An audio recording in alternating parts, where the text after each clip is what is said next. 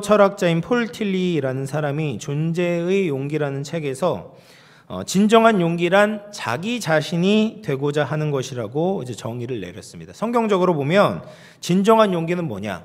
하나님이 주신 소명을 따라가는 것이라고 말할 수가 있습니다.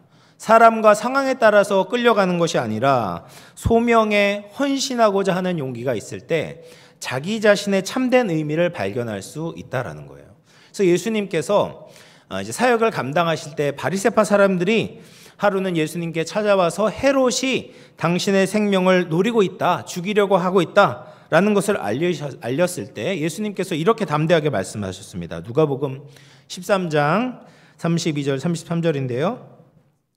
이르시되 너희는 가서 저 여우에게 이르되 오늘과 내일은 내가 귀신을 쫓아내며 병을 고치다가 제3일에는 완전하여 지리라 하라. 그러나 오늘과 내일과 모레는 내가 갈 길을 가야 하리니 선지자가 예루살렘 밖에서는 죽는 법이 없느니라. 그러니까 헤롯의 위협에서도 예수님께서 계획하신 일을 축소하거나 취소하지 않으셨다라는 거예요. 예수님은 하나님께서 주신 사명을 이루기 위해서 어떤 죽음이나 고난 앞에서도 두려워하지 않는 담대한 용기를 보여주셨습니다. 그래서 자신이 갈 길을 간다는 거예요. 그런 위협이 와도 나는 내 갈 길을 가겠다라는 것이죠. 그래서 예수님은 악인의 계획을 아시고 피하실 수 있었지만 하나님의 부르심을 따라서 계속 그 길을 전진해 나가셨다는 겁니다. 하나님께서 우리에게 맡기신 사명을 발견한 사람만이 우리의 인생을 의미 있게 살아갈 수가 있습니다. 그럴 때 우리가 어떠한 유혹에서도 흔들리지 않고 소명을 따라 나아갈 수가 있다는 거죠. 중세 종교 개혁자들은 우리가 하는 모든 일에 하나님의 소명이 있다라고 믿었습니다. 하나님이 부르셔서 일을 맡겨 주셨기 때문에 이 일을 하고 있다라는 거예요. 그래서 소명이라고 이제 영어로는 콜링이라고 이야기를 하죠. 하나님이 부르셨다라는 겁니다. 그래서 하나님이 부르셔서 어떤 사람은 사도로, 어떤 사람은 선지자로, 어떤 사람은 복음 전환자로, 어떤 사람은 목사와 교사로 그 일을 감당하게 하셨습니다. 그래서 하나님이 부르셔서 우리는 이곳에서 이 일도 하기도 하고 저 일도 하고 주부로 일할 수도 있고 어떤 직장에서의 일들을 감당하기도 하는 거죠. 그것을 이제 종교개혁자들은 소위 이제 직업 소명설이다라고 이야기를 했습니다. 그래서 성경을 보면 인간의 역사는 하나님의 부르심에서부터 늘 시작한다라는 것을 우리가 알 수가 있습니다. 그래서 하나님께서 아브람도 부르셨잖아요. 너는 본토 친척 아비집을 떠나 내가 내게 지시할 땅으로 가라. 네가 거기에 머물고 있는 그곳을 떠나서 내가 너에게 보여줄 그 비전을 향해서 나아가라. 내가 부르신 그곳으로 가라라고 말씀을 하셨습니다. 또 성전에 있는 이사야도 부르셨죠. 내가 누구를 보내며 누가 우리를 위하여 갈 거라고 할 때 이사야는 주님 내가 여기 있사오니 나를 보내소서라고 응답하고 하나님께 반응을 했었습니다. 또 예수님도 제자들을 일일이 부르시고 또 바울도 불러주셨습니다. 그리고 오늘 성경에 보면 하나님께서 사무엘도 부르시는 것을 볼 수가 있는 거죠. 사무엘은 어머니 한나가 기도하여 얻은 아들이었습니다. 원래 한나는 아들이 없어서 하나님께 기도를 했죠. 하나님, 아들 한 명만 주신다면 하나님께 바치겠습니다. 서원 기도를 했는데 하나님께서 들어주셔서 아들을 주셨어요. 그래서 한나는 아들을 낳은 후에 하나님과 맺은 그 서원 기도를 지키는 거죠. 그래서 젖을 떼자마자 엘리 제사장으로 데려가서 하나님께 바치게 됩니다. 그렇게 이제 사무엘이 젖대는 때가 한 3살 정도 되거든요. 그래서 지금 한 10년 정도의 세월이 흐르고 나서 사무엘이 어느 날 잠자리에 들었는데 하나님의 음성이 들리는 거예요. 사무엘아, 사무엘아. 그런데 사무엘이 그것이 하나님이 부르는 소리인지 알지 못했던 거죠. 그래서 엘리 제사장에게로 달려갑니다. 그런데 제사장이 부르지 않았다는 겁니다. 사무엘이 다시 잠자리로 돌아가서 잠을 자는데 또 하나님의 음성이 들리는 거죠. 사무엘아, 사무엘아. 사무엘이 또 제사장에게 갔는데 이번에도 제사장은 부르지 않았다라고 이야기를 합니다. 그렇게 3번의 부름을 받았는데도 사무엘은 알아채리지 못했어요. 이때 이제 엘리 제사장이 사무엘을 하나님께서 부르시는 줄을 깨닫고 사무엘에게 알려주는 거죠. 누가 너를 부르거든 주님 말씀하십시오. 주님의 종이 듣고 있습니다. 이렇게 대답하라고 알려주고서는 다시 돌려보냅니다. 그리고 나서 하나님께서 다시 사무엘에게 찾아오셔서 사무엘아 사무엘아 부르시는 거죠. 그때 엘리 제사장이 알려준 대로 주님 말씀하십시오. 주님의 종이 듣고 있습니다. 이렇게 응답을 하고 하나님의 음성을 처음으로 듣게 되는 거예요. 이것이 하나님께서 사무엘을 부르시는 사무엘의 소명 장면입니다. 사무엘은 이 하나님의 부르심을 듣고 하나님을 위해 헌신하는 제사장이 되고 선지자가 되는 것입니다. 여러분, 우리가 하나님의 일을 동역하고자 하는 마음이 어디에서 오겠습니까? 하나님의 일을 감당할 수 있는 능력이 어떻게 우리가 얻을 수가 있겠습니까? 하나님으로부터 소명을 받게 될 때 우리는 하나님의 일에 동역할 수 있고 하나님의 일을 감당할 수 있는 능력을 받게 되는 거예요. 하나님이 나를 이곳으로 불러주셨고 나를 부르신 그분께서 나에게 능력을 주실 것이다라는 확신을 얻을 수가 있는 겁니다. 이 소명의식이 있을 때에 우리는 하나님이 맡겨주신 일을 잘 감당할 수가 있습니다. 여러분, 교회에 다닌다고 해서 모든 사람들이 주님의 일을 감당하는 것은 아닙니다. 사무엘도 이제 성전에서 살고 있었잖아요. 성전이 사무엘의 집이자 일터이자 놀이터이기도 했습니다. 그런데 하나님의 음성을 제대로 듣지를 못했어요. 그때는 소명이 없었을 때죠. 마찬가지로 우리도 신앙생활을 해도 하나님의 이 콜링, 하나님의 소명을 듣지 못할 수가 있다는 거예요. 하나님은 지금도 우리를 부르고 계십니다. 하나님께서 이 교회로 우리를 불러주시는 거예요. 여러분, 우리가 수많은 교회 중에 왜 영암교회에서 신앙생활을 하겠습니까? 하나님이 부르셨기 때문에. 우리가 여기에 우연히 온 것이 아니라 하나님이 불러주셨기 때문에 여기에 있는 것이죠. 그래서 영암교회에서 신앙생활을 하고 영암교회 지체로서 하나가 되고 영암교회를 섬기라고 불러주셨기 때문에 우리가 여기에서 지금 이렇게 함께 예배를 드리고 있는 것입니다. 믿으십니까? 네, 아멘이시죠. 그래서 우리는 주님의 일을 감당할 때 반드시 소명의식을 가지고 있어야 돼요. 소명이 있어야 우리가 맡은 부분에서 최선을 다하게 됩니다. 주님의 일을 내 의지로 하려고 하다 보면요, 금세 지치게 됩니다. 내 힘과 내 열심으로 하려고 하다 보면 자꾸 다른 것이 보이게 됩니다. 일하지 않는 다른 사람이 보이면서 불평이 생기기도 하고요. 또 자기를 인정해 주지 아니하는 그 목회자, 목사님을 보면서 자꾸 원망하는 마음이 들 수도 있는 거예요. 그러면 시험에 들고 번아웃이 오게 되는 것입니다. 그래서 우리가 하나님이 우리를 부르셨고 맡겨주셨다는 이 소명의식을 가지고 모든 봉사를 감당해야 된다는 거예요. 하나님이 부르셨기 때문에 교사도 하고 찬양대도 하고 또 저도 목회를 해야 된다는 거예요. 교회 음악의 대가라고 불리는 작곡가 이제 바하가 있습니다. 이 바하가 성 토마스 교회에서 오르가니스트로 이제 헌신을 하고 있을 때 주일마다 이 성가대가 부르는 곡을 작곡을 했다고 해요. 작곡료를 준 것도 아닌데 매 주일마다 보수도 없이 작곡을 해서 함께 성가대와 함께 하나님을 찬양했다고 합니다. 그렇게 했던 이유는 찬양이 하나님께서 바하에게 주셨던 소명이라고 믿었기 때문에 그렇게 작곡을 했었던 거예요. 근데 놀라운 사실은 그가 음악의 대가가 되어서 자신의 음악 세계를 구축하는 데 있어서 이 보수 없이 작곡했던 그 모든 곡들이 기초가 되었다라는 겁니다. 그래서 그가 만든 265개의 오르간 곡이 있고 263개의 합창곡, 162개의 피아노곡, 그 외에 수백 개의 연주곡들이 그가 주일마다 꾸준히 성실하게 작곡했던, 주님을 찬양하기 위해서 작곡했던 작품들이 기반이 되었다라고 이야기를 합니다. 여러분, 우리가 하나님의 부르심에 반응해서 충성하는 것은 결코 시간 낭비가 아닌 거예요. 그것이 우리의 인생을 바른 길로 인도해주는 나침반이 되는 것입니다. 그것이 성도를 성도답게 만들어주고 영광스럽게 살아갈 수 있도록 도와주는 역할을 하는 것이죠.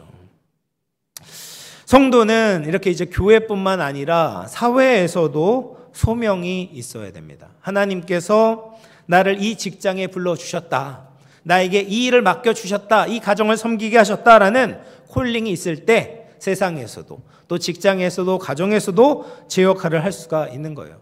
직장은 그냥 돈 버는 곳이 아니잖아요. 내 밥 벌어먹기 위해서 다니는 곳이 아닌 겁니다. 예수님께서 나를 불러주시고 그곳에서 일하게 하셨기 때문에 거기에 있는 거예요. 그래서 거기에서 일을 하면서 하나님을 전해야 되는 거죠. 예수님의 살아계심을 증거해야 하는 것입니다. 예수님을 알지 못하는 자들에게 예수님의 살아계심을 우리의 삶을 통해서 드러내고 증거하도록 그 자리에 불러주신 거예요. 그럴 때 우리가 그 직장을 다니면서도 가정에서도 우리가 복의 통로로서의 역할을 할 수가 있다라는 거예요. 이렇게 소명이 있을 때 우리의 삶의 자세가 달라질 수밖에 없겠죠. 우리가 사역하는 자세가 달라지게 되는 겁니다. 사무엘도 이제 하나님으로부터 소명을 받기 전에는 그저 엘리가 시키는 대로 하는 사람에 불과했었습니다. 그런데 소명을 받고 나서는 이 사무엘의 위상 자체가 달라지는 것을 보게 돼요. 사무엘상 3장 20절 말씀 같이 한번 읽어보겠습니다. 네, 시작. 단에서부터 부엘세바까지 온 이스라엘이 사무엘은 여호와의 선지자로 세우심을 입은 줄을 알았더라. 그러니까 하나님의 소명을 받고 모든 이스라엘 백성들 앞에서 선지자로서 그 위상이 드러나게 되었다라는 것이죠. 그래서 엘리의 그 아들들이 엘리를 이어서 대제사장직을 받는 것이 아니라 이 사무엘이 받게 됐고요. 그리고 사사시대를 마감하고 하나님께서 원하시는 왕을 세워서 왕정시대를 준비하는 사람이 되는 겁니다. 그리고 이스라엘 역사의 위대한 인물이 되었던 것이죠. 이렇게 하나님의 부르심을 받고 하나님의 음성을 들을 때에 사사로 선지자로 이스라엘 백성들 앞에 우뚝 설 수가 있었다는 거예요. 반면 하나님의 음성을 듣지 못했던 제사장 엘리는 쇠퇴하게 되는 것이죠. 아무리 제사장 가정이라고 해도 하나님의 음성을 듣지 않으면요, 심판을 받고 저주를 받게 되는 것입니다. 여러분, 하나님께서 모든 성도들에게 소명을 주셨음에도 불구하고 오늘날 많은 성도들이 소명 없이 살아가는 이유는 단 한 가지입니다. 하나님의 음성을 듣지 못하기 때문에 그런 거죠. 그러면 본문을 보면 하나님의 음성을 듣지 못했던 원인 세 가지를 볼 수가 있는데요. 우리 사무엘상 3장 1절과 2절입니다. 같이 한번 읽어보겠습니다. 시작. 엘리 앞에서는 여호와를 섬길 때에는 여호와의 말씀이 희귀하여 이상이 흔히 보이지 않았더라. 엘리의 눈이 점점 어두워가서 잘 보지 못하는 그때에 그가 자기 처소에 누웠고. 그래서 보면 여호와를 섬길 때 어땠습니까? 여호와의 말씀이 희귀했다라고 이야기를 합니다. 또 이상이 흔히 보이지 않았다라고 이야기를 하죠. 그리고 엘리 제사장의 눈이 어두워 잘 보지 못했다라고 이야기를 합니다. 이것은 그 당시의 영적인 시대상을 보여주고 있는 것이죠. 종교가 타락했고 침체했습니다. 하나님께서 말씀하시지 않았다라는 것은 그 사람들의 마음이 타락해서 하나님의 말씀에 관심이 없으니까 하나님께서 말씀을 들려주지 않으셨다라는 거예요.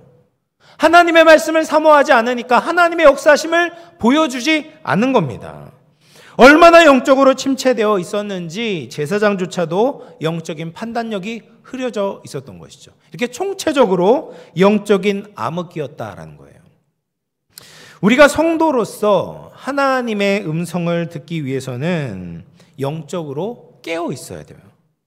우리의 영적인 안테나가 하나님을 향해 있어야 되는 것입니다.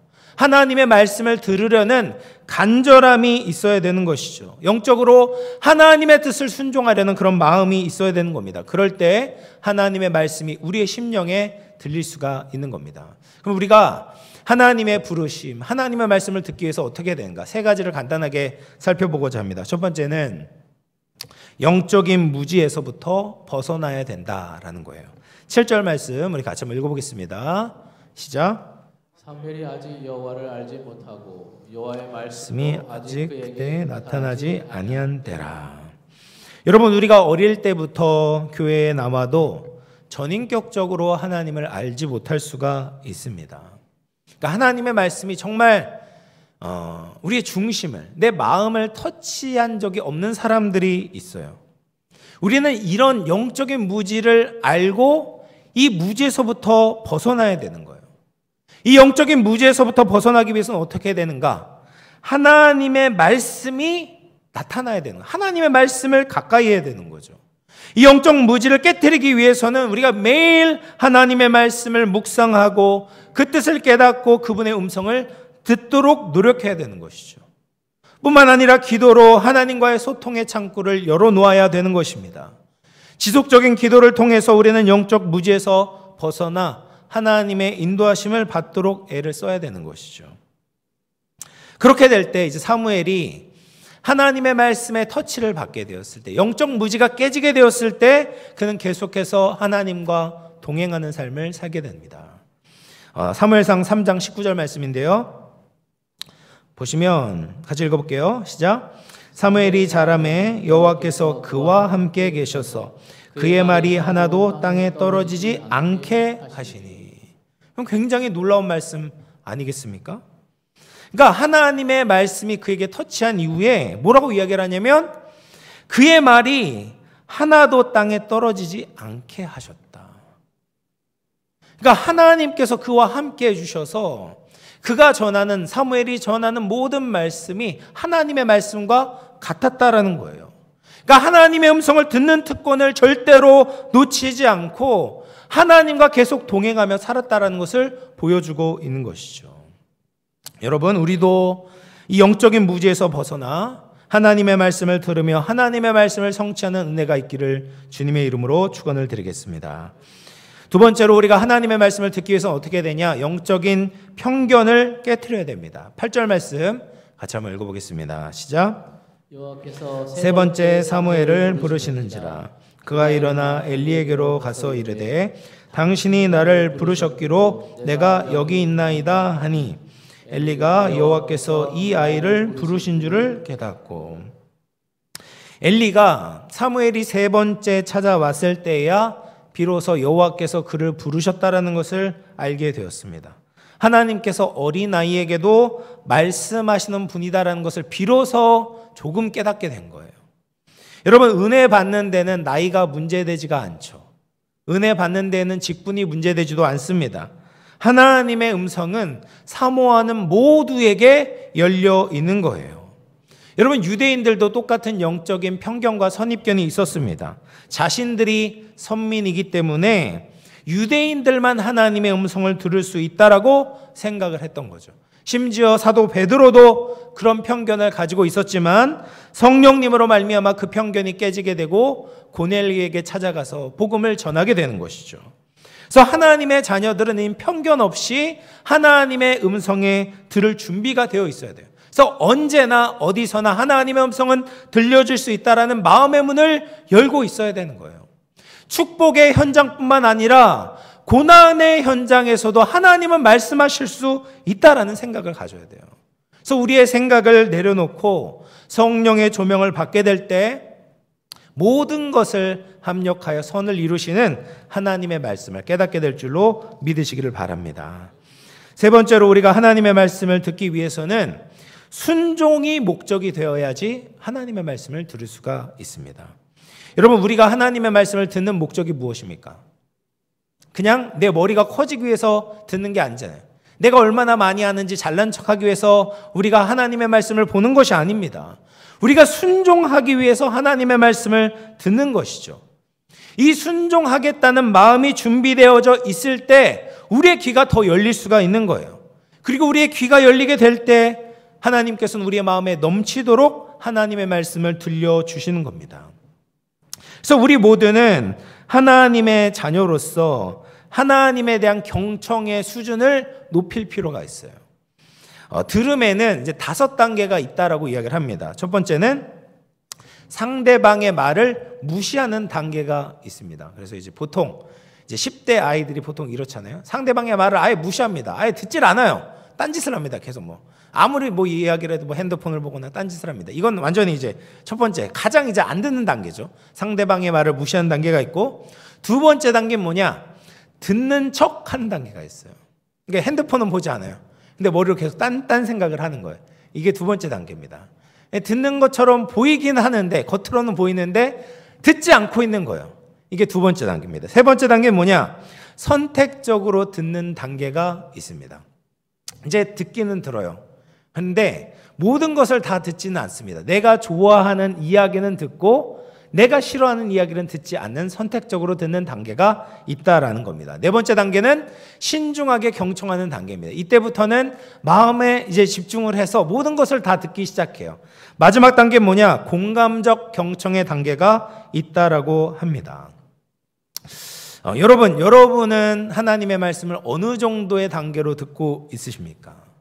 우리는 공감적 경청의 단계로 하나님의 말씀을 들으려고 애를 써야 되는 거예요. 공감적 경청이라는 것은 그 존재를 믿고 신뢰하고 사랑하는 가운데 전인격적으로 듣는 것을 이야기를 합니다. 하나님을 사랑하고 순종하기 위해서 듣게 된다면 우리는 하나님의 말씀을 공감적으로 듣게 되고 우리의 삶에 놀라운 일들이 일어날 수 있는 것이죠. 하나님의 소명을 듣고 더 창조적인 일을 생각해내고 그 사람을 통하여서 무너진 공동체가 세워질 수 있고 또 예배가 온전해지는 역사가 일어날 수가 있는 것입니다. 이렇게 우리가 하나님의 부르심을 듣고 소명을 이루기 위해 살아간다면 우리는 어떤 일을 하더라도 감사할 수가 있습니다. 어떤 일을 해도 기쁨으로 감당할 수가 있습니다. 하나님의 말씀에 온전히 반응하는 사무엘 덕분에 이 어두웠던 사사시대가 거쳐가는 거예요. 그 시대가 완전히 전환이 이루어지는 겁니다. 그래서 3장 1절에 말씀이 희귀했잖아요. 이상이 보이지 않았잖아요. 그 지도자의 눈이 어두웠었잖아요. 그런데 이것이 정반대 일이 생기게 되는 겁니다. 21절 말씀 같이 한번 읽어보겠습니다. 시작. 여호와께서 실로에 다시 나타나시되 여호와께서 실로에서 여호와의 말씀으로 사무엘에게 자기를 나타내시니라. 여러분, 이 사무엘 한 사람 때문에 하나님의 말씀이 들려주는 축복이 임하게 되는 것이죠. 말씀을 통한 하나님의 임재가 풍성하게 실로에 나타나게 되는 것입니다.